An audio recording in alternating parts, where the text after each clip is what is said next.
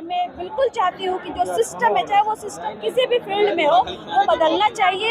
Education system में educated लोगों को होना चाहिए और ऐसे तमाम जगहों पर जहाँ पर उनकी ज़रूरत है वैसे लोगों को अपॉइंट करना चाहिए, ताकि आज जो माहौल बना है वो दोबारा बने नहीं।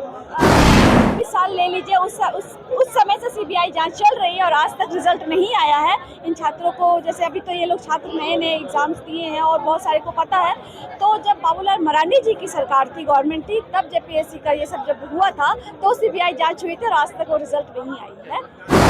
मैं मंत्री जी को बोलना ये चाहूँगी कि मंत्री जी थोड़ा सा समझ लेते हैं, बट उनकी जो बातें होती हैं, उनका जो भावना है लोग तक सही से पहुंच नहीं पाती है। फिर भी मैं उनके बिहाफ में ये बोलना चाहूँगी, मंत्री जी से जो भी बातें हुई है वो नीट के पेपर को समझ लिए या जो भी समझ लिया हो, बट जब उनको पता चला कि ये जेपीएससी जेएसएससी की मामला थी तो उन्होंने आकर छात्रों से बात भी की है और छात्रों से उनकी बातों को भी सुनी और अपनी बातों को भी रखी है।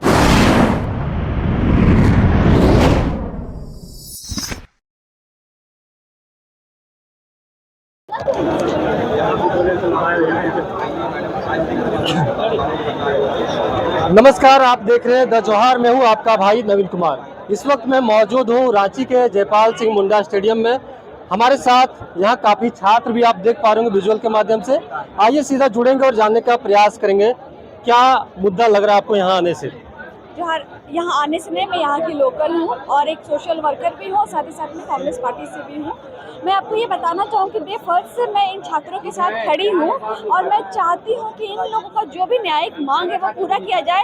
इसलिए नहीं क्योंकि मैं इसमें गठबंधन सरकार में, इसलिए कि पूरी दुनिया का सिस्टम चेंज होना चाहिए। जिस तरीके से आज स्टूडेंट सड़कों पर उतर कर संघर्ष कर रहे हैं, मैं बेहतर बोलना चाहूँगी कि आप इस बार स्टूडेंट जो सड़कों पर आए हैं हमेशा अपने लिए तो आना ही चाहिए, और जिस तरीके से सरकार इन लोगों को बुलाई है, इनके पास डेलीगेट्स को बुलाए हैं और अपने पास 4-5 डेलीगेट्स को रखकर वार्तालाप होगी आज, तो मैं बहुत खुश हूँ कि इन लोगों की बात वहाँ तक पहुँची है और संघर्ष इन लोगों का ये सफल हुआ है। अच्छा मैम, थोड़ा माफ़ी चाहेंगे, शुरुआत में आपसे आपका परिचय नहीं ले पाए, थोड़ा अपना परिचय बताइए। मेरा नाम शिल्पी कुमारी वर्मा हुआ।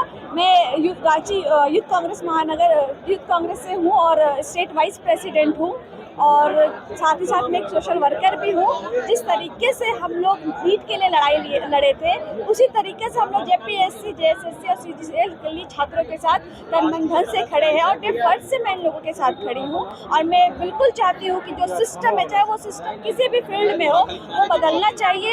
एजुकेशन सिस्टम में एजुकेटेड लोगों को होना चाहिए और ऐसे तमाम जगहों पर जहाँ पर उनकी ज़रूरत है वैसे लोगों को अपॉइंट करना चाहिए, ताकि आज जो माहौल बना है वो दोबारा बने नहीं। अच्छा, आपके नज़रिए से क्या लगता है कि सरकार में क्या कुछ कमी रहा था जिसकी वजह से आज छात्रों को इतना बड़ा आंदोलन रांची में करना पड़ रहा है? सबसे पहले तो मैं आपको बताना चाहूँगी कि कमियां किसमें नहीं होती, लेकिन इसमें सरकार की कमियां आप डायरेक्टली नहीं बोल सकते। कुछ ऐसे लोग होते हैं जो पैसों के लिए या सत्ता पक्ष को गिराने के लिए ऐसा हरकत कर जाते हैं, तो मैं उसके लिए बिल्कुल भी नहीं बोलूँगी कि कोई है या नहीं है। आप देखे होंगे कि आजसू से आपके पकड़े गए हैं और भी तमाम जो लोग हैं, टोटल 25 लोग पकड़े गए हैं। जो करप्ट एजेंसी थी उसके भी 8 लोग पकड़े गए हैं। तो मैं सरकार को नहीं, मैं सिस्टम को बदलना चाहती हूँ। छात्र जो है वो लगातार कह रहे हैं कि हमें सीआईडी पे भरोसा नहीं है, हमें सीबीआई की जांच चाहिए या फिर सीबीआई की जांच होनी चाहिए, क्या कहेंगे?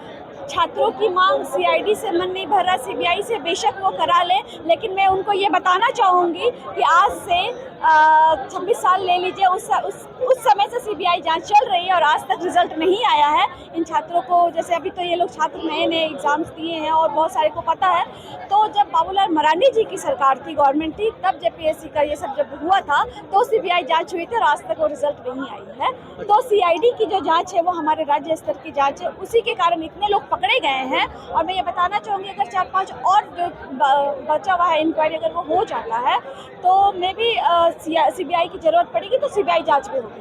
अच्छा, चूंकि आप कांग्रेस से संबंध रखते हैं ना, कांग्रेस नेता हैं, तो एक सवाल आपके ही मंत्री, स्वास्थ्य मंत्री इरफान अंसारी जी है, उनसे संबंधित या उनके बयानों से संबंधित क्या पूछ सकते हैं? हाँ बिल्कुल पूछिए। जिससे आपके जो पार्टी के मंत्री हैं या फिर स्वास्थ्य मंत्री झारखंड के, वो कहते हैं कि झारखंड में पेपर लीक हुआ ही नहीं है यहाँ पे परीक्षा में अनियमितताएं बरती गई है या फिर OMR सीट में गड़बड़ी है, लेकिन लीक नहीं हुआ है। लेकिन अगर छात्रों की बात करें तो लगातार करें पेपर बेचा जा रहा है, पेपर लीक हुई है, लेकिन मंत्री जी का बयान कुछ अलग ही है, क्या कहेंगे?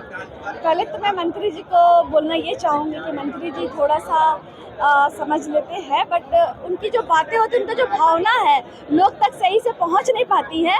फिर भी मैं उनके बिहाफ में ये बोलना चाहूँगी, मंत्री जी से जो भी बातें हुई है वो नीट के पेपर को समझ लिए या जो भी समझ लिया हो, बट जब उनको पता चला कि ये JPSC JSSC की मामला थी तो उन्होंने आकर छात्रों से बात भी की है और छात्रों से उनकी बातों को भी सुनी और अपनी बातों को भी रखी है। अच्छा, चूंकि आप सत्ताधारी पार्टी के गठबंधन पार्टी में हैं, तो क्या कुछ हमारे माननीय मुख्यमंत्री हेमंत सोरेन से कुछ अपील करना चाहिए? माननीय जी के बोलने से ही हम लोग और हमारे पार्टी के बोलने से ही हम लोग यहाँ पर दिख रहे हैं और डे फर्स्ट से हम लोग यहाँ पर लगातार छात्रों के साथ लगे हुए हैं। जब मैं शुरू से बोल रही थी कि माननीय जी मान जाएंगे, बट उग्र नहीं होना है, जो कि यहाँ के छात्र उग्र नहीं हुए, जबकि कुछ असामाजिक तत्व ने उन्हें भड़काने की भी कोशिश किया, बट छात्र है, एजुकेटेड है, इसलिए वो भड़के नहीं। जंतर मंतर वाला माहौल यहाँ बिल्कुल नहीं हुआ, ना होगा। फिर भी मैं बताना चाहूँगी कि कल हमारे CM से मुलाकात हुई है और बात हुई है और 5 डेलीगेशन से वहाँ की चयनित हुए हैं मंत्रियाँ, और यहाँ से टोटल 11 लोग जा रहे हैं जिनके नाम सूची हम लोगों को मिल गई है। अच्छा, यहाँ छात्रों के आंदोलन में आप पहुँचे होंगे, तो आपके नज़रिए से क्या कुछ छात्रों के लिए समस्याएं आपको दिख रही है इस दौरान में?